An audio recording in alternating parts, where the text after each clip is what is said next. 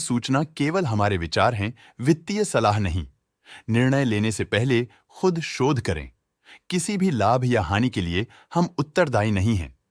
आज हम देख रहे हैं व्हील्स इंडिया लिमिटेड के 2025-26 Q1 की standalone financial performance. Starting with the sales, पिछले क्वार्टर से सेल्स में -1% का डिक्रीज हुआ है, मगर कंपनी ने पिछले साल के मुकाबले 9% का सेल्स इंक्रीज रिपोर्ट किया। Expenses -4% quarter on quarter decrease हो गए हैं, जो साल भर के 6.5% के राइज के साथ अलाइन करता है। एक्सपेंसेस में डिक्रीज अच्छा है, लेकिन सेल्स में डिक्रीज निराशा की बात है। ऑपरेटिंग प्रॉफिट, जो पिछले साल के कंपैरिजन में 59.5% अप हुआ है, quarter on quarter around 85% increase हुआ है। Operating profit margin (OPM) annual basis पे 2% से इंक्रीज हुआ है और पिछले क्वार्टर के कंपैरिजन में 3% से इंक्रीज हुआ है। एक्सेप्शनल आइटम्स को ऐड करके अदर इनकम पिछले क्वार्टर के कंपैरिजन में 63.5% बढ़ गई, बावजूद इसकी ईयरली डिक्लाइन -26% हुई है, लेकिन ईयर ओवर ईयर इंक्रीज 10.5% हुआ है। प्रॉफिट बिफोर टैक्स एनुअली 9% बढ़ा, लेकिन प्रीसीडिंग क्वार्टर से -26% डिक्रीज हुआ है। इस साल कंपनी ने 23% टैक्स पे किया और क्वार्टरली कंपनी ने 26% टैक्स पे किया है। नेट प्रॉफिट ने ईयर ऑन ईयर 4% का इंक्रीज दिखाया, लेकिन लास्ट क्वार्टर से -26.5% का कंट्रैक्शन हुआ है। इस क्वार्टर के दौरान कंपनी का परफॉर्मेंस इतना अच्छा नहीं रहा।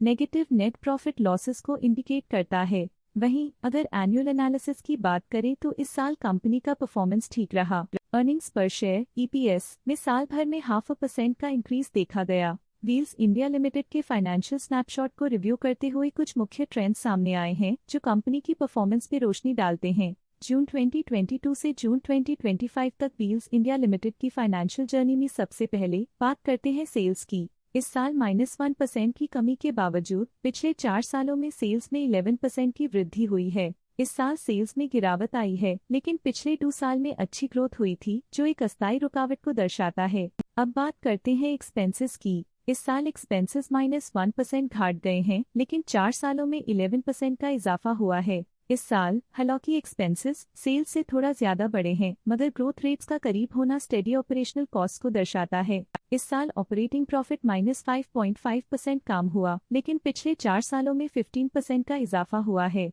इस साल ऑपरेटिंग प्रॉफिट में कमी आई है, लेकिन पिछले 2 साल की वृद्धि रेजिलियंस को दर्शाता है, जो एक अस्थायी मार्केट को संकेत करता है। नेट प्रॉफिट का सफर ऊपर की ओर चल पड़ा है। इस साल 33.5% की चढ़ाई के साथ पिछले 4 सालों में 33% की शानदार वृद्धि हुई है। एक अस्थायी गिरावट के बाद लगातार दूसरे साल नेट प्रॉफिट में वृद्धि हुई है, जो फाइनेंशियल लैंडस्केप में साइक्लिकल रिकवरी को दर्शाता है। इस साल EPS ने ऊंचाइयों को छुआ है 22% की वृद्धि के साथ, जो पिछले 4 सालों में 19.5% की मजबूत वृद्धि पर आधारित है। एक अस्थायी सेटबैक के बाद EPS ने लगातार दूसरे साल अपनी अपवर्ड ट्रैजेक्टरी को जारी रखा है, जो कंपनी की वॉलेटाइल मार्केट्स में अडेप्टेबिलिटी को दर्शाता है। चलिए अब बात करते हैं शेयर होल्डिंग पैटर्न की। शेयर होल्डिंग रिपोर्ट्स कुछ इस प्रकार की हैं, जो कि तक चलता है। ये रिपोर्ट कंपनी के शेयर्स की डिटेल्ड जानकारी देता है, जिसमें promoters, promoter groups, foreign investors, public investors और सरकारी एंटिटीज शामिल हैं। ये था कंपनी का करंट शेयर होल्डिंग पैटर्न। आज के लिए फाइनेंशियल सेक्टर में इतना ही। देखने के लिए धन्यवाद। स्टॉक लेटेस्ट न्यूज अपडेट के लिए चैनल को सब्सक्राइब करें और वीडियो को लाइक एंड शेयर करें।